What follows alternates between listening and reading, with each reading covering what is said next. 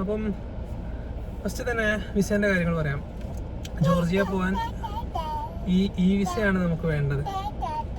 അല്ല കുഞ്ഞോ, ഈ വിസയാണ് വേണ്ടത്. അപ്പം നമ്മൾ വിസയ്ക്ക് അപ്ലൈ ചെയ്തു.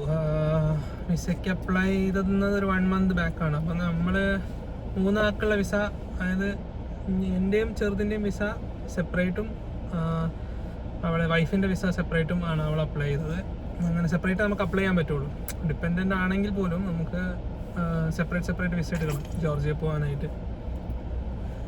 അപ്പം വിസ അപ്ലൈ ചെയ്തു. അപ്പം വിസയ്ക്ക് വേണ്ടത് ഒരു ഫോട്ടോ വേണം, പിന്നെ ബാങ്ക് സ്റ്റേറ്റ്മെൻറ്റ്സ് വേണം, പിന്നെ ബാങ്ക് സ്റ്റേറ്റ്മെൻറ്റ്സ് വേണം.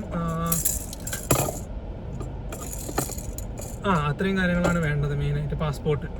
ഓക്കെ, അപ്പോൾ നമ്മൾ അപ്ലൈ ചെയ്തു. വൈഫിൻ്റെ ബാങ്ക് സ്റ്റേറ്റ്മെൻ്റ് ആണ് കൊടുത്തത്, ഞാൻ എൻ്റെ ബാങ്ക് സ്റ്റേറ്റ്മെൻ്റ് ആണ് കൊടുത്തത്. അങ്ങനെ വിസയ്ക്ക് ഇവർ പറയുന്ന ടൈം എന്ന് പറഞ്ഞു കഴിഞ്ഞാൽ 5 days ആണ്. അപ്പം 5 days കഴിഞ്ഞപ്പം വിസ വന്നു എന്ന് പറഞ്ഞു കഴിഞ്ഞാൽ വൈഫിന് വിസ വന്നു, പിന്നെ എൻ്റെയും ഇവൻ്റെയും വിസ റിജക്റ്റ് ആയി. അപ്പം വൈഫിന് മാത്രം വിസ അപ്രൂവ് ആയി, ഞങ്ങൾ രണ്ടാളത്തെ റിജക്റ്റ് ആയി. അപ്പം ജസ്റ്റ് അവർ റീസൺ തരും എന്താണ്ടാ റിജക്റ്റ് ആയത്. അപ്പോൾ റിജക്റ്റ് ആയത് എന്തുകൊണ്ടാന്ന് നോക്കുമ്പോൾ this person doesn't have sufficient bank balance to go to Georgia and come back. അതായത് നമ്മളടുത്ത് ബാങ്ക് ബാലൻസ് ഇല്ലായിരുന്നു. കാണിച്ചപ്പോൾ എന്തോ ഒരു 20,000 അങ്ങനെ എന്തോ ഉള്ളായിരുന്നു ബാങ്ക് ബാലൻസ്. അപ്പം അതാണ് അവർ കാരണം പറഞ്ഞത്, റിജക്റ്റ് ചെയ്തു.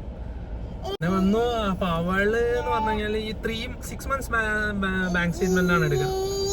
അപ്പോൾ അവളെ ബാങ്ക് സ്റ്റേറ്റ്മെൻറ്റ് എന്ന് പറഞ്ഞു കഴിഞ്ഞാൽ നമ്മൾ ഇങ്ങനെയാ 29th വരെയാണ് അവളുടെ സ്റ്റേറ്റ്മെൻ്റ് ഉള്ളത്. അപ്പോൾ അവൾക്ക് അന്ന് സാലറി വന്നതുകൊണ്ട് അറൗണ്ട് ആ ഒരു ക്യാഷ് അതിലുണ്ടായിരുന്നു. അപ്പം അതുകൊണ്ടാണ് അവൾക്ക് അപ്രൂവ് ചെയ്തത്. പക്ഷെ ഞാൻ ആ ഒരു ഡേയിൽ തന്നെ എല്ലാ എക്സ്പെൻസും കൊടുത്തതുകൊണ്ട് എൻ്റെ ചെറുതിൻ്റെ വിസ റിജക്റ്റ് ആയി. ഭയങ്കര ഒച്ചയും കൂടിയാണ്, ഇഗ്നോർ ചെയ്യാം. അപ്പം അങ്ങനെ വീണ്ടും റീഅപ്ലൈ ചെയ്തപ്പോൾ ഞാൻ വേറൊരു ബാങ്ക് സ്റ്റേറ്റ്മെൻറ്റും എൻ്റെ ബാങ്ക് സ്റ്റേറ്റ്മെൻറ്റ് ആ ഒരു, അതായത് മെയിൻ അക്കൗണ്ട് സ്റ്റേറ്റ്മെൻറ്റ് ആ ഒരു കറക്റ്റ് ഡേൻ്റെ തലേന്ന് വരെയുള്ള സ്റ്റേറ്റ്മെൻറ്റ് എടുത്തു, ഞാൻ അപ്ലോഡ് ചെയ്തു. പിന്നെ വേറെ എക്സ്ട്രാ സപ്ലിമെൻ്ററി ബാങ്ക് സ്റ്റേറ്റ്മെൻറ്റും കൊടുത്തു. ഓക്കെ, അങ്ങനെ അപ്ലൈ ചെയ്ത് വീണ്ടും ഞങ്ങൾക്ക് ഉണ്ടാക്കും. ഈ വിസയുടെ ചാർജ് വരുന്നത് പറഞ്ഞു കഴിഞ്ഞാൽ അറൗണ്ട് 3,500 rupees ആണ് ചാർജ് വരുന്നത്. അങ്ങനെ വീണ്ടും ഞങ്ങൾ അപ്ലൈ ചെയ്തു.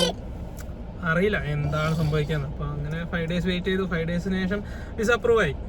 പിന്നെയാണ് അറിയാൻ കഴിഞ്ഞത് ഇതൊരു ഓട്ടോമേറ്റഡ് പ്രോസസ്സാണ് വിസേൻ്റെ. അതൊരു ബോട്ട്, അതായത് ഒരു ഓട്ടോമേറ്റഡ് ആയിട്ടാണ് ഇത് ഇവർ സെലക്ട് ചെയ്യുന്നത്. ബാങ്ക് അക്കൗണ്ടൊക്കെ നോക്കിയിട്ട് ഒരു ഹ്യൂമൻ അല്ല അത് സെലക്ട് ചെയ്യുന്നതെന്നുള്ളത് പിന്നെയാണ് മനസ്സിലായത്. അതുകൊണ്ട് ജസ്റ്റ് കറക്റ്റായിട്ട് നമ്മൾ കൊടുക്കുകയാണെങ്കിൽ, അതായത് ഒരു ബാങ്ക് സ്റ്റേറ്റ്മെൻറ്റിലൊക്കെ കൊടുക്കുകയാണെങ്കിൽ എല്ലാവർക്കും വിസ കിട്ടും. റിജക്ഷൻ ആണുള്ള ചാൻസസ് ഒക്കെ വളരെ കുറവാണ്. പിന്നെ ഉള്ളത് ഇവരെ പേയ്മെൻറ്റ് ഗേറ്റ് വേൻ്റെ പ്രശ്നങ്ങളാണ് ഉള്ളത്. ഇവരെ സൈറ്റൊന്നും അത്ര സ്റ്റേബിൾ അല്ല. എല്ലാ പ്രാവശ്യം അത് പേയ്മെൻറ്റ് ഫെയിലിയർ എന്നൊക്കെ പറഞ്ഞിട്ടാണ് ഇതാക്കുക.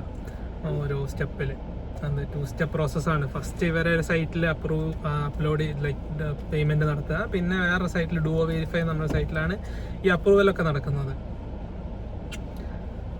ഓക്കെ, അപ്പം ഡുവോ വെരിഫൈയിലാണ് ഈ ഓട്ടോമേറ്റഡായ സംഭവങ്ങളൊക്കെ ഉള്ളത്. അവിടെയാണ് ബാങ്ക് സ്റ്റേറ്റ്മെൻറ്റൊക്കെ അപ്ലോഡ് ചെയ്യേണ്ടതും കാര്യങ്ങളൊക്കെ ചെയ്യേണ്ടത്.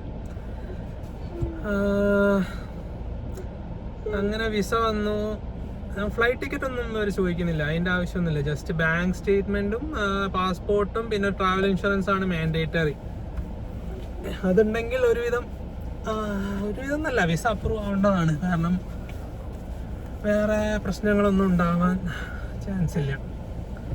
ഓക്കെ, പക്ഷേ ഈ ബാങ്ക് ബാലൻസ് മാൻഡേറ്ററി ആണ്, ട്രാവൽ ഇൻഷുറൻസും മാൻഡേറ്ററി ആണ്. അതുകൊണ്ട് ഞങ്ങൾ ഫ്ലൈറ്റ് ഒന്നും ആദ്യം ബുക്ക് ചെയ്തിട്ടില്ല. അതുകൊണ്ട് വലിയ ടെൻഷനൊന്നും ഇല്ല. പോയാൽ ഈ വിസേൻ്റെ ഒരു ഈ എമൗണ്ടല്ലേ പോവുള്ളൂ. ഓക്കെ, അങ്ങനെ വിസ കിട്ടി. അത് കഴിഞ്ഞ് ഫ്ലൈറ്റ് ബുക്ക് ചെയ്തു. ഫ്ലൈറ്റ് ബുക്ക് ചെയ്തത് എയർ അറേബ്യ എന്നാണ്. എയർ അറേബ്യൻ്റെ ഏത് ഫ്ലൈറ്റാണ് കുഞ്ഞാ? എയർ അറേബ്യൻ്റെ connection flight, Bangalore to Sharjah to Tbilisi. Direct ഫ്ലൈറ്റിൻ്റെ ഇൻഡിഗോൻ്റെ അത് ആ ഡേറ്റ്സിന് അവൈലബിൾ അല്ലായിരുന്നു. നമ്മൾ നോക്കുന്ന ഡേറ്റ്സിന് അവൈലബിൾ അല്ല. അതുമല്ലാതെ ഡൽഹിയിൽ നിന്നാണ് ഫ്ലൈറ്റ്. അപ്പോൾ നമ്മൾ ബാംഗ്ലൂർ പിന്നെ ഡൽഹി പോയി കളിച്ച് ഇതാക്കണ്ടെന്ന് വിചാരിച്ച് നമ്മൾ ഡയറക്റ്റ് ബുക്ക് ചെയ്തു. ഓക്കെ, അങ്ങനെ ഫ്ലൈറ്റ് ബുക്ക് ചെയ്തു. ഹോട്ടൽസ് അവിടെ ചോദിക്കും, അതായത് ഇമിഗ്രേഷനിൽ ചോദിക്കുന്നൊക്കെ കുറേ വീഡിയോസ് ഉണ്ട്. ഈ വീഡിയോസ് എന്ന് പറഞ്ഞു കഴിഞ്ഞാൽ എല്ലാവരും ഡീപ്പോർട്ട് ചെയ്യും, ജോർജിയ അത്ര നല്ല കൺട്രി അല്ല എന്നൊക്കെ ഉള്ള രീതിയിലുള്ള കുറേ വീഡിയോസ്. അതായത് ട്രാവൽ ഹിസ്റ്ററി ഉണ്ടാക്കേണ്ടവർക്ക് ജോർജിയ ഒരു നല്ല കൺട്രി അല്ല, ജോർജിയ പോയ ആൾക്കാരൊക്കെ തിരിച്ച് അയക്കും എന്നൊക്കെ പറഞ്ഞ കുറേ വീഡിയോസ് ഉണ്ട് യൂട്യൂബിൽ. ജോർജിയ എന്ന് പറഞ്ഞ് അടിച്ചു കഴിഞ്ഞാൽ ഈ മൊത്തം നെഗറ്റീവ് വീഡിയോസാണ് വരുന്നത്. അപ്പം നമുക്കൊരു ടെൻഷൻ ഉണ്ടായിരുന്നു, എന്താവും, പൈസ ചോദിക്കും, ഷോ മണി ചോദിക്കും, എയർപോർട്ടിൽ എത്തിക്കഴിഞ്ഞാൽ ഇന്ത്യൻസിന് വേറെ ലൈനിൽ നിർത്തും. അതിലേക്കൊക്കെ നമ്മൾ വരാം, ഞാൻ പറയാം എങ്ങനെയൊക്കെയാണ് കാര്യങ്ങൾ, എന്തൊക്കെയാണ് കാര്യങ്ങൾ എന്നുള്ളത് നമ്മൾ പറയാം. ഓക്കെ, അപ്പോൾ അങ്ങനെ ഫ്ലൈറ്റ് ബുക്ക് ചെയ്തു. ഫ്ലൈറ്റ് ബുക്ക് ചെയ്തു, കണക്ഷൻ ഫ്ലൈറ്റ് ആയിരുന്നു. ഫ്ലൈറ്റിന് അറൗണ്ട് കോസ്റ്റ് വന്നത് 3 പേർക്ക് 1,10,000 ആണ് കോസ്റ്റ് വന്നത്, ഇൻക്ലൂഡിങ് ഫ്ലൈറ്റ് മീൽസ് എല്ലാം കൂട്ടിയിട്ടാണ് ഇത് വന്നത്. അത് കണക്ഷൻ ഫ്ലൈറ്റ് ആയിരുന്നു. അത് ഇവിടുന്ന് ഷാർജയ്ക്ക് ഒരു 3-4 മണിക്കൂർ, 3.25 മണിക്കൂർ, പിന്നെ ഷാർജയിൽ നിന്ന് ഒരു 3 hours, അങ്ങനെ ടോട്ടൽ 6 hours ഫ്ലൈറ്റും ഒരു 2 hours കണക്ഷൻ ഡിലേ. അതായത് എയർപോർട്ടിൽ, ഷാർജ എയർപോർട്ടിൽ 2 hours ആണ് ഫ്ലൈറ്റ്. സെയിം ആണ് തിരിച്ചു വരുമ്പോഴുള്ള ഫ്ലൈറ്റ്. അങ്ങനെ ഡേ ആയി. നമ്മൾ രാത്രി എയർപോർട്ടിൽ പോയി. അപ്പോഴാണ് അറിയുന്നത് 4:15 ആയിരുന്നു, മോർണിംഗ് ആയിരുന്നു ഫ്ലൈറ്റ്. 11:30 തിബിലിസി എത്തുന്ന ഫ്ലൈറ്റ് ആണ് എയർ അറേബ്യൻ്റെ. അവിടെ എത്തിയപ്പോൾ അവർ പറഞ്ഞു ഫ്ലൈറ്റ് ഡിലേ ആണ്, എന്തോ ഓപ്പറേഷൻ ഇഷ്യൂസ് ഉണ്ട്. അങ്ങനെ ഡിലേ ആയി. അപ്പം നമ്മൾ 4:15 ഫ്ലൈറ്റ് എടുക്കുന്നത് അറൗണ്ട് 6 മണിക്കാണ്. അങ്ങനെ നമ്മൾ ഫ്ലൈറ്റ് കയറി. അപ്പം ഫ്ലൈറ്റ് അവിടെ എത്തുമ്പോഴത്തേക്ക് കണക്ഷൻ ഫ്ലൈറ്റ് പോയിരുന്നു. നമുക്ക് കണക്ഷൻ ഫ്ലൈറ്റ് പോയി. അടുത്ത ഫ്ലൈറ്റ് എയർ അറേബ്യ പറഞ്ഞത് 1:30 അങ്ങനെ അവരെന്തോ മീൽ കൂപ്പൺ എന്തോ തന്നു, ബ്രേക്ക്ഫാസ്റ്റും ലഞ്ചും. അതാണ് അവർ കോമ്പൻസേറ്റ് ചെയ്യാൻ തന്നത്. 3 മണിക്കൂർ ഡിലേ, 1:30 ഫ്ലൈറ്റിന് എല്ലാവരെയും 1:30 ഫ്ലൈറ്റിന് തിബിലിസിയിലേക്ക് ആ ഫ്ലൈറ്റ് ആണെന്നാണ് അവർ പറഞ്ഞത്. അങ്ങനെ അവിടെ വെയിറ്റ് ചെയ്തു, ഷാർജ എയർപോർട്ടിൽ വെയിറ്റ് ചെയ്തു. അവിടെ ലൗഞ്ച് ആക്സസ് ഒക്കെ ഉണ്ടായിരുന്നു, അതുകൊണ്ട് വലിയ പ്രശ്നങ്ങളൊന്നുമില്ല. ഒരു ഡേ വേസ്റ്റായി. അതായത് വേറെ ഇപ്പോൾ എവിടെയും പോകാൻ പറ്റില്ല തിബിലിസിയിൽ എത്തിയിട്ട്. അപ്പോൾ തിബിലിസിയിൽ എത്തുമ്പം തന്നെ അറൗണ്ട് കണക്ഷൻ ഫ്ലൈറ്റ് വന്ന് അറൗണ്ട് 5:30, 5:30 മണിക്കാണ് നമ്മൾ തിബിലിസി എത്തുന്നത്. അപ്പം പിന്നെ ഒന്നും ചെയ്യാനില്ല. പിന്നെ ഒരു ഇതെന്നുള്ള അന്ന് എത്തുന്ന ടൈമിൽ ഫുൾ മഴയായിരുന്നു തിബിലിസി. അപ്പോൾ പിന്നെ വേറെ കാണാനൊന്നുമില്ല, മഴ ആയതുകൊണ്ട്. നമ്മൾ അവിടെ ഇപ്പോൾ ഈ ട്രിപ്പിൻ്റെ പ്രത്യേകത എന്ന് വെച്ചാൽ നമ്മളൊന്നും പ്ലാൻ ചെയ്ത് ബുക്ക് ചെയ്ത്, ഹോട്ടൽസ് അല്ലാണ്ട് നമ്മളൊന്നും ബുക്ക് ചെയ്തിട്ടില്ല, ഹോട്ടൽസ് മാത്രമാണ് ബുക്ക് ചെയ്തത്. അപ്പോൾ അന്ന് തിബിലിസിയിലുള്ള ഹോട്ടൽ ദ സോൾ പാലസ് എന്ന് പറഞ്ഞ ഹോട്ടലായിരുന്നു. അവിടെ അറൗണ്ട് 3 പേർക്ക് കുട്ടിക്ക് ഫ്രീ ആണ്, 2 പേർക്ക് 7,500 രൂപയാണ് അവർ ചാർജ് ചെയ്തത് അല്ലേ? അങ്ങനെ അവിടെ നിന്നു അന്ന്. അപ്പോൾ എവിടെയാണ് പറഞ്ഞത്, സോൾ പാലസ് തിബിലിസിലാണ് അന്ന് സ്റ്റേ. അന്ന് നമ്മളൊന്നും ചെയ്തില്ല, നമ്മൾ ജസ്റ്റ് ഒന്ന് ഇറങ്ങി തിബിലിസി ടൗണ് കണ്ടു. പിന്നെ അവിടുത്തെ 2-3 ലോക്കൽ ഡിഷസ്, കിൻകലി എന്ന് പറഞ്ഞിട്ടൊരു ഡിഷ്, പിന്നെ കച്ചാപൂരി, അവിടുത്തെ ഫേമസ് കച്ചാപൂരി, അതൊക്കെ ഒന്ന് ട്രൈ ചെയ്തൊരു കിൻകലി പബ് എന്ന് പറഞ്ഞുള്ള ഒരു സ്ഥലത്താണ് പോയത്. ഫുഡൊന്നും അത്ര കോസ്റ്റ്ലി അല്ല. നമ്മളിപ്പോൾ ബാംഗ്ലൂരൊക്കെ, അതായത് ബാംഗ്ലൂർ പബ്ബിലൊക്കെ പോയി ആൾക്കാർക്കൊക്കെ ആ ഒരു റേഞ്ച് തന്നെ അവിടെയും ഫുഡിനും ഡ്രിങ്ക്സിനായാലും എന്തിനായാലും വരുന്നുള്ളൂ. വേറെ അത്ര കോസ്റ്റ്ലി ഉള്ളൊരു കൺട്രി അല്ല ജോർജിയ, ഫുഡിൻ്റെ കാര്യത്തിലും സ്റ്റേൻ്റെ കാര്യത്തിലാണെങ്കിലും. ഓക്കെ, അപ്പം നമ്മൾ അന്ന് അങ്ങനെ ആ ഒരു ഇതിലൊക്കെ പോയി തിരിച്ച് ഹോട്ടലിലെത്തി. അന്നത്തെ ഡേ അവിടെ ആയിരുന്നു. നമ്മുടെ ആദ്യത്തെ പ്ലാൻ എന്ന് പറഞ്ഞു കഴിഞ്ഞാൽ കാറ് റെന്റിനെടുത്തിട്ട് നമുക്ക് പോകാനുള്ള പരിപാടി ഡ്രൈവ് ചെയ്തിട്ട്. അപ്പം അവസാനത്തെ ഒരു 2 days ആയപ്പോൾ ഈ ഏജൻസി, അതായത് ലോക്കൽ റെന്റ് എന്ന് പറഞ്ഞൊരു ഏജൻസി വഴിയാണ് നമ്മൾ ഇത് ബുക്ക് ചെയ്തത്. അപ്പം ലാസ്റ്റ് 2 days ബാക്ക് അവർ പറഞ്ഞു, ആദ്യം നമ്മൾ മാനുവലായി ബുക്ക് ചെയ്തത്. അപ്പോൾ അവർ പറഞ്ഞു ഇല്ല, മാനുവൽ ഇല്ല, ഓട്ടോമാറ്റിക്കേ ഉള്ളൂ. അപ്പം ഞാൻ പറഞ്ഞു അതിന് ഇന്റർനാഷണൽ ഡ്രൈവിംഗ് പെർമിറ്റ് വേണമെന്ന് പറഞ്ഞത്. നമ്മൾ നോക്കിയപ്പോൾ ജോർജിയൻ്റെ സൈറ്റിലൊക്കെ അതായത് അവരുടെ ട്രാൻസ്പോർട്ട് സൈറ്റിലൊക്കെ നോക്കിയപ്പോൾ അവർ ജസ്റ്റ് ഏത് ഫോറിനറിനും അവരുടെ ലൈസൻസ് വെച്ചിട്ട് 1 year വരെ ജോർജിയയിൽ, അതായത് വണ്ടി ഓടിക്കാം, അവരുടെ എന്തോ ഒരു ഞാൻ മറന്നുപോയി, ഒരു ലിങ്ക് ഉണ്ട്, അതായത് കൺട്രി ടു കൺട്രി ലിങ്ക് ഉള്ള ഏത് കൺട്രിക്കും അവിടെ 1 ഇയർ വരെ വണ്ടി ഓടിക്കാം. പക്ഷേ ഞാൻ ഇയാൾക്ക് ലൈസൻസ് അയച്ചു കൊടുത്തപ്പം എന്താ പറ്റിയെന്ന് വെച്ച് കഴിഞ്ഞാൽ ആ ലൈസൻസിൻ്റെ മുകളിൽ എഴുതിയിരുന്നു അതല്ല കുഞ്ഞ ഈ വാലിഡ് ത്രൂ ഔട്ട് ഇന്ത്യ എന്ന് എഴുതിയിരുന്നു. അപ്പോൾ അവർ വിചാരിച്ചു ഓൺലി, അതായത് വാലിഡ് ഓൺലി ഇൻ ഇന്ത്യ എന്ന് ഓൾറെഡി ലൈസൻസിൻ്റെ മുകളിൽ എഴുതിയിട്ടുണ്ട്. അയാൾ ഏതോ പോലീസുകാരനെ അയച്ചു കൊടുത്തിട്ട് അവർ പറഞ്ഞു പോലും ഇത് വെച്ച് പിടിച്ചു കഴിഞ്ഞാൽ അവർക്കൊരു 1000 ചെല്ലും, അതായത് എനിക്കൊരു 1000 ചെല്ലും, ഫൈൻ കിട്ടാൻ ചാൻസ് ഉണ്ട്. അങ്ങനെയാണ് അവർ പറഞ്ഞത്. അപ്പം ഞാൻ അവസാനമായപ്പം അങ്ങനെ പിന്നെ ഞാൻ 2-3 ആൾക്കാരെയും കൂടെ കോണ്ടാക്ട് ചെയ്തപ്പോൾ അവരും പറഞ്ഞു IDP വേണമെന്ന് പറഞ്ഞു. അപ്പം കുറച്ച് ഇവരെ റെൻറ്റിങ് കമ്പനിയിലൊക്കെ അന്വേഷിച്ചപ്പോൾ അവർ തന്നെ അത് തന്നെയാണ് അവരും പറഞ്ഞത്, അതായത് ലൈസൻസ് വേണം. ഓക്കെ, എന്നാൽ വേണ്ട പോട്ടെ, നമുക്ക് സ്വന്തമായിട്ട് അതായത് ഡ്രൈവറെ വെച്ച് ബുക്ക് ചെയ്യാം. അതായത് ട്രാൻസ്ഫർ, അതായത് ഒരു സ്ഥലത്ത് നിന്ന് ഒരു സ്ഥലത്തേക്ക് അവിടെ ട്രാൻസ്ഫർ ഫെസിലിറ്റീസ് ഉണ്ട്. അതായത് ഈ gotrip.ge എന്ന് പറഞ്ഞ സൈറ്റ്സിലൊക്കെ ഈ ഒരു ഫെസിലിറ്റി ഉണ്ട്. അതായത് നമുക്കിപ്പോൾ ഒരു സ്ഥലത്ത് നിന്ന്, അതായത് തിബിലിസിൽ നിന്ന് കുട്ടാസി പോകണമെങ്കിൽ നമുക്ക് ബുക്ക് ചെയ്യാം. ഇതിൻ്റെ പ്രത്യേകത എന്താണെന്ന് വെച്ച് കഴിഞ്ഞാൽ ഒരു driver 1 day full kilometre same ആയിരിക്കണം, പക്ഷേ ആ ഒരു ദിവസത്തിൽ എത്ര സ്റ്റോപ്പ് വേണമെങ്കിലും ഈ ഡ്രൈവർ എടുക്കും, അതിനൊരു ലിമിറ്റില്ല. എന്തായാലും എവിടെയാണ് പറഞ്ഞിട്ട് gotrip.ge. അപ്പം അതൊരു 1 ഡേയിലേക്ക് നമുക്ക് കാർ അലോക്കേറ്റ് ചെയ്യും. നമ്മൾ first destination to last destination കൊടുത്താൽ മതി. അതിൻ്റെ ഇടയിൽ എത്ര ഡെസ്റ്റിനേഷനിൽ വേണമെങ്കിൽ നമുക്ക് സ്റ്റോപ്പ് ചെയ്യാം. അൺലിമിറ്റഡ് സ്റ്റോപ്പാണ്. 1 ഡേ ഈ ഡ്രൈവർ നമ്മുടെ കൂടെ ഉണ്ടാവും. ഓക്കെ, അപ്പോൾ നമ്മൾ എന്ത് ചെയ്തു, അതിൽ ബുക്ക് ചെയ്യാമെന്ന് വിചാരിച്ചു. നമ്മൾ അതിൽ ബുക്ക് ചെയ്തു. അതിൽ നമ്മൾ ബുക്ക് ചെയ്തത് പറഞ്ഞാൽ തിബിലിസി ടു കസ്ബേഗി. കസ്ബേഗി എന്ന് പറഞ്ഞു കഴിഞ്ഞാൽ മൗണ്ടൻ ഏരിയ ആണ്, ജോർജിയൻ്റെ ഒരു മൗണ്ട് കസ്ബേഗിൻ്റെ ആ ഏരിയ ആണ്. ഓക്കെ, അപ്പോൾ നമ്മൾ സെക്കൻഡ് അതായത് 2ാമത്തെ ദിവസവും 3ാമത്തെ ദിവസവും നമ്മൾ കസ്ബേഗിയിലാണ് നിൽക്കുന്നത്. ഓക്കെ, അപ്പോൾ നമ്മൾ ചെല്ലുന്ന ടൈം എന്ന് പറഞ്ഞു കഴിഞ്ഞാൽ റെയിനി സീസൺ കഴിഞ്ഞ് സമ്മർ തുടങ്ങുന്ന ഒരു ടൈമാണ്. മിഡൊക്കെ ആകുമ്പോഴാണ് സമ്മർ. നമ്മൾ ഈ gotrip ബുക്ക് ചെയ്തു. അങ്ങനെ രാവിലെ ഡ്രൈവർ വന്നു. ആദ്യത്തെ നമ്മുടെ പ്ലാൻ എന്ന് പറഞ്ഞു കഴിഞ്ഞാൽ തിബിലിസി 3 ഡേയ്സ് സ്റ്റേ ചെയ്ത് 2 ഡേയ്സ് കസ്ബേക്ക് 2 ഡേയ്സ് കുട്ടാസി ആയിരുന്നു. പക്ഷേ ഈ സെൽഫ് ഡ്രൈവ് കാർ കിട്ടാത്തത് കാരണം നമ്മൾ ഈ പ്ലാന് മാറ്റി ഫസ്റ്റ് ഡേ തിബിലിസി എത്തി അവിടെ സ്റ്റേ ചെയ്യാം, പിന്നെ 2 ഡേയ്സ് കസ്ബേക്ക് 2 ഡേയ്സ് കുട്ടാസി 3 ഡേയ്സ് തിബിലിസി, അങ്ങനെയൊക്കെയാണ് പ്ലാൻ. അങ്ങനെ നമ്മൾ സെക്കൻഡ് ഡേ കസ്ബേഗിക്ക് പോവാണ്. അപ്പോൾ ഡ്രൈവറൊക്കെ കറക്റ്റ് ടൈമിന് വരും. ഇവരെ gotrip.ge സൈറ്റിൽ ബുക്ക് ചെയ്ത് കഴിഞ്ഞാൽ ഡ്രൈവേഴ്സൊക്കെ ഭയങ്കര ഫങ്ഷനാണ്. നമുക്ക് സെലക്ട് ചെയ്യാം ഏത് ലാംഗ്വേജ്. അപ്പം നമ്മൾ പോവാണ്. അപ്പം ഞായറാഴ്ച രാവിലെ നമ്മൾ തിബിലിസിയിൽ നിന്ന് കസ്ബേഗിയിലേക്ക് പോവാണ്. അത് അടിപൊളി ഒരു റോഡാണ്, മൗണ്ടൻ റോഡ്സ് ആണ്. നമ്മളെ ഫുൾ എന്താ പറയുക, ഫുൾ ഹരിതാപവും പച്ചപ്പും എന്നൊക്കെ പറയുന്ന പോലെ ഫുൾ 2 സൈഡിലും ഫുൾ ഒരു എന്താ പറയുക, ഒരു സ്വിറ്റ്സർലാൻഡ് ടൈപ്പ് ലാൻഡ്സ്കേപ്പ്. അതായത് പശുക്കൾ, കുതിരകൾ മേഞ്ഞ് നടക്കുന്നത്, അങ്ങനെ ആണ് നമ്മൾ ആ റോഡ്. അത് അറൗണ്ട് 150 കിലോമീറ്റേഴ്സ് എങ്ങനെ ഉള്ളൂ തിബിലിസി ടു കസ്ബേഗി. പക്ഷേ അത് നമ്മളെല്ലാം നിർത്തി പോകുന്ന വഴിക്ക് ശവാരി മൊണാസ്ട്രി ഉണ്ട്, പിന്നെ പോകുന്ന വഴിക്ക് അനനൂരി ഫോർട്രസ് ഉണ്ട്. അതിൻ്റെയൊക്കെ വീഡിയോ ക്ലിപ്സ് ചെയ്യാൻ പറ്റുകയാണെങ്കിൽ ഈ വീഡിയോയിൽ കൊടുക്കാം. പിന്നെ അങ്ങനെ പോയിട്ട് റഷ്യൻ ജോർജിയൻ ഫ്രണ്ട്ഷിപ്പ് മോണ്യുമെൻ്റ് ഉണ്ട്. പിന്നെ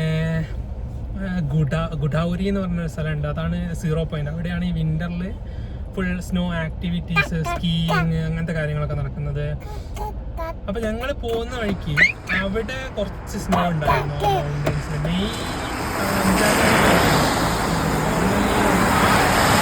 സ്നോ ഉണ്ടാവുള്ളൂ. മീൻസ് ആ ഒരു സമയത്ത് അവിടെ മാത്രമേ മൗണ്ടൻ ടോപ്സിൽ മാത്രമേ സ്നോ ഉണ്ടാവുള്ളൂ.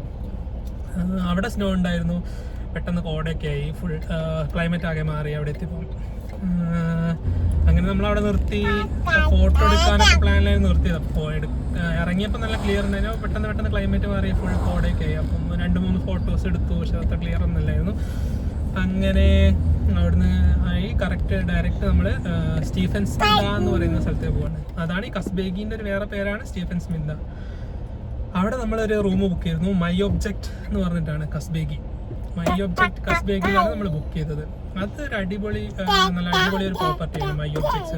ഗൂഗിളിൽ സെർച്ച് ചെയ്താൽ കാണാം. 2 ക്യാബിൻസ് ആണ്, ഒരു വാലീൻ്റെ താഴെ ഫുൾ ഗ്രീനറി ആയിട്ട്. അങ്ങനെ നമ്മൾ അവിടെ എത്തുമ്പം ഒരു 4:30 ആയിരുന്നു. നമ്മൾ സ്റ്റാർട്ട് ചെയ്തത് അറൗണ്ട് 10 or 11 ആണെന്ന് എനിക്ക് തോന്നുന്നത്. അറൗണ്ട് നമുക്ക് അത്രയൊരു സമയം എടുത്തു നിർത്തി ഇങ്ങനെ പോകാനായിട്ട്. പിന്നെ ഗുഡാവൂരിൽ ചെറിയ ബ്ലോക്ക് ഉണ്ടായിരുന്നു. അപ്പോൾ ഈ മൗണ്ടൻ റോഡ്സിൽ പോകുമ്പോൾ എപ്പോഴും നമ്മൾ കുറച്ച് സമയം എക്സ്ട്രാ കരുതുക, കാരണം അവിടെ എന്ത് വേണേൽ സംഭവിക്കാം. ഓക്കെ, അപ്പോൾ നമ്മുടെ പ്ലാൻ എന്ന് പറഞ്ഞു കഴിഞ്ഞാൽ മൈ ഒബ്ജക്ട്സിൽ ചെന്നിട്ട് 2 days stay at my objects. അപ്പം നമ്മളവിടെ എത്തി, പ്രോപ്പർട്ടി കണ്ടു. അടിപൊളി പ്രോപ്പർട്ടിയാണ്. ഒരു കേബിൻ ഷേപ്പ് പ്രോപ്പർട്ടിയാ അല്ല ആണ്. അങ്ങനെ അന്ന് നൈറ്റ് അവിടെ സ്റ്റേ ആയിരുന്നു. അവിടെ ടെമ്പറേച്ചർ ഒക്കെ ഓക്കെ ആയിരുന്നു. Around 4 to 10 ഇടയിലായിരുന്നു. രാത്രി ഒരു 4 ഒക്കെ ആവും. ഓക്കെ, അങ്ങനെ ഫസ്റ്റ് ഡേ അവിടെ എത്തി. അവിടെ സ്റ്റേക്ക് ഓൾമോസ്റ്റ് ആയത് 2 days. ഞാൻ ഡയറക്റ്റ് അവരെ വിളിച്ച് ബുക്ക് ചെയ്തതാണ്. മൈ ഒബ്ജക്റ്റ് അവിടെ വാട്സാപ്പിൽ കോൺടാക്ട് ചെയ്തിട്ട് ബുക്ക് ചെയ്തതാണ്. ഇതിന് നമുക്ക് ഏകദേശം ആയത് 420 GL കൺവേർട്ട് ചെയ്ത് വരുമ്പോൾ അറൗണ്ട് ഒരു 13,000 rupees ഫോർ 2 nights. അത് അഫോർഡബിൾ ആണ്. അതായത് ഒരു കൺട്രി വെച്ച് നോക്കുമ്പോൾ നമുക്ക് അഫോർഡബിൾ ആയിട്ടാണ് തോന്നുന്നത്. ഒരു പെർ ഡേ 6,500. ഫുഡൊന്നും ഇൻക്ലൂഡഡ് അല്ല, പക്ഷേ അവർ ഡയറക്റ്റ് ബുക്ക് ചെയ്യണം. അവർ അറൗണ്ട് 10% ഡിസ്കൗണ്ട് തരും ഫുഡ് ആൻഡ് ബീവറേജസിൽ. സോ പ്രോപ്പർട്ടി അടിപൊളിയായിരുന്നു. അവരുടെ ഫുഡ്, അവർക്ക് റെസ്റ്റോറൻറ്റ് ഉണ്ട് മൈ ഒബ്ജക്ട്സിൻ്റെ തന്നെ. അവിടുത്തെ ഫുഡും അടിപൊളിയായിരുന്നു. അവിടെ നിന്ന് നമ്മൾ ട്രൈ ചെയ്ത ഓൾമോസ്റ്റ് ഓൾ ഡിഷസ് എന്ന് തന്നെ പറയാം. എല്ലാം അടിപൊളി. യൂറോപ്യൻ സ്റ്റൈലാണ്, ബട്ട് എല്ലാം നല്ല അടിപൊളിയായിരുന്നു. European plus Georgian style. Pizzas ആയാലും അവിടുത്തെ പോർക്ക് റോസ്റ്റ് അങ്ങനത്തെ കാര്യങ്ങളൊക്കെ ആയാലും, ഫുൾ നോൺ വെജ് ആയാലും, ഇറ്റ് വാസ് വെരി നൈസ്. അങ്ങനെ സെക്കൻഡ് ഡേ കഴിഞ്ഞു. ഇനി തേർഡ് ഡേയിൽ ഞങ്ങളെ പ്ലാന് എന്ന് പറഞ്ഞു കഴിഞ്ഞാൽ അവിടെ ഒരു ചർച്ച് ഉണ്ട്, ഗ്രെഗറ്റി ട്രിനിറ്റി ചർച്ച് എന്നാണ് അതിൻ്റെ പേര്. അപ്പം ചർച്ച് കാണണം. ചർച്ച് എന്ന് പറഞ്ഞു കഴിഞ്ഞാൽ ഏകദേശം സ്റ്റീഫൻസ്പിൻ്റെ ഒരു 6 kilometers. അത് വീണ്ടും മുകളിലാണ് ചർച്ച് വരുന്നത്. അപ്പം നമ്മൾ അവിടെ നിന്ന് ലോക്കലായിട്ട് ഒരു ഡ്രൈവർ ഹയർ ചെയ്ത് അറൗണ്ട് 3,000 സംതിങ് ആയി അവിടെ പോയി വരാൻ. അവിടെ പോയി പിന്നെ റഷ്യൻ ബോർഡറിൻ്റെ അടുത്തൊരു മൊണാസ്ട്രി ഉണ്ട്, അവിടെയും പോയി വരാൻ. അപ്പം അങ്ങനെ രാവിലെ ഇറങ്ങി ചർച്ചിൻ്റെ താഴെ വരെ വണ്ടി പോകും. അവിടുന്ന് കുറച്ച് കയറിയാൽ മതി. ബട്ട് ചർച്ചിൻ്റെ വ്യൂ അടിപൊളിയായിരുന്നു. ചർച്ച് ഓൾമോസ്റ്റ് നല്ല ഹൈറ്റിലാണ് നിൽക്കുന്നത്. അപ്പം അതിൻ്റെ ചുറ്റുള്ള മൗണ്ടൻസ് വ്യൂവും കസ്ബേഗിൻ്റെ വ്യൂവും അങ്ങനെ വ്യൂ ഒക്കെ അടിപൊളിയായിരുന്നു. അത് കഴിഞ്ഞ് നമ്മൾ നേരെ പോകുന്നത് റഷ്യൻ ബോർഡറിലുള്ള ഒരു മൊണാസ്ട്രിയിലായിരുന്നു. മൊണാസ്ട്രിയുടെ പേര് ഞാൻ മറന്നുപോയി, ഞാൻ അതിൻ്റെ താഴെ കൊടുക്കാം. അങ്ങനെ ആ മൊണാസ്ട്രി ഉണ്ട്, അടിപൊളി. ഒരു എന്താ പറയുക, നിങ്ങൾ ഈ പ്രകൃതി ഇഷ്ടപ്പെടുന്ന ആൾക്കാരാണെങ്കിൽ എന്തായാലും ഈ കസ്ബേഗി മസ്റ്റ് ടു ആണ്. അവിടുത്തെ ടെറൈനും നമ്മൾ ഏകദേശം ഒരു ടെറൈൻസ് ഒക്കെ ഏകദേശം ഒരു ലഡാക്കിൻ്റെ ആ ഒരു ലഡാക്ക്, കാശ്മീർ ആ ഒരു ഇതിൽ വരുന്നതാണ്. പക്ഷേ കുറച്ചും കൂടെ എന്താ പറയുക, കുറച്ചും കൂടെ റോഡ്സൊക്കെ നല്ലതാണ്. അവിടെ എല്ലാ സ്ഥലത്തും ടണലുണ്ട്. 365 ഡേയ്സും റോഡ്സ് കണക്റ്റഡ് ആണ്. ലഡാക്ക് പോലെ അങ്ങനെ ക്ലോസ് ചെയ്യൊന്നുമില്ല. So roads are good. അവിടെ ഞാൻ കണ്ടൊരു നല്ല കാര്യം എന്ന് പറഞ്ഞു കഴിഞ്ഞാൽ, മറ്റേ നമ്മൾ റോഡ്സിന് പാരലലായിട്ട് അവർ ടണലും ഉണ്ടാക്കും. എന്നിട്ട് എന്താ ചെയ്യാന്ന് വെച്ച് കഴിഞ്ഞാൽ, നോർമൽ ടൈമിൽ അവർ ടണൽ കേടാവാതാക്കാൻ റോഡിൻ്റെ മുകളിൽ കൂടിയാണ് വെഹിക്കുലർ മൂവ്മെൻറ്റ്സ്, അതായത് ട്രാഫിക് വിടുക. അല്ലാത്ത സമയം അവർ ടണലിൻ്റെ ഉള്ളിൽ കൂടെ വിടും. അങ്ങനെ ആകുമ്പം ടണലിൻ്റെ റോഡ്സ് ഏകദേശം നല്ല രീതിയിൽ കിടക്കും. അല്ലാത്ത സമയം ഇതിൻ്റെ പാച്ച് വർക്ക് ചെയ്യാം. ഇത് ഓപ്പൺ ആകുമ്പോൾ അതിൻ്റെ പാച്ച് വർക്ക് ചെയ്യാം. അതായിരിക്കും അവരുടെ ഉദ്ദേശം. എനിക്ക് കറക്റ്റായിട്ട് അറിയില്ല. അങ്ങനെ നമ്മൾ 3ാമത്തെ ദിവസം ഈ 2 സ്ഥലങ്ങളും കണ്ടു തിരിച്ചു വന്നു. കുറച്ച് റൂമിൽ തന്നെ ചില്ല് ഔട്ട് ചെയ്തു, നടക്കാൻ പോയി. വാലീസ് അവിടെ എവിടെ നോക്കിയാലും എന്താ പറയുക, ഇൻസ്റ്റാഗ്രാമബിൾ പിക്ചേഴ്സ് എടുക്കാം. ഭയങ്കര രസമാണ് അവിടുത്തെ. എന്താ പറയുക, അവിടുത്തെ ഇതൊക്കെ കാണാൻ അടിപൊളിയാണ്. ഫുൾ ഹരിതാപവും പച്ചപ്പോയിട്ട് അടിപൊളിയാണ്. അതിൻ്റെ വീഡിയോസൊക്കെ ഞാൻ കൊടുക്കാം, ക്ലിപ്സായി കൊടുക്കാം ഇതിൽ. അങ്ങനെ എത്രാമത്തെ ദിവസം? 3ാം ദിവസം കഴിഞ്ഞു. അവിടെയാണ് ട്വിസ്റ്റ് വരുന്നത്. 3ാമത്തെ ദിവസത്തിലാണ് ട്വിസ്റ്റ് വരുന്നത് നമുക്ക്.